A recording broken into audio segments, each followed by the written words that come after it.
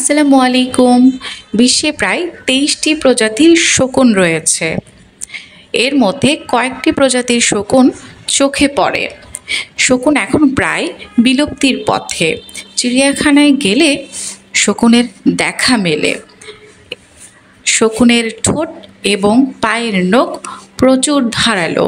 শকুন প্রচুর তীক্ষ্ণ দৃষ্টিসম্পন্ন, অনেক উঁচু থেকে দেখতে পায় খাবার কোথায় আছে, কী অবস্থানে আছে। এরা সাধারণত মৃত প্রাণীর মাংস খেয়ে বেঁচে থাকে। এছাড়াও অসুস্থ বা মৃত প্রায় প্রাণীর চারপাশে ঘুরতে থাকে, মারা যাবার পর তাদের মাংস খেয়ে থাকে।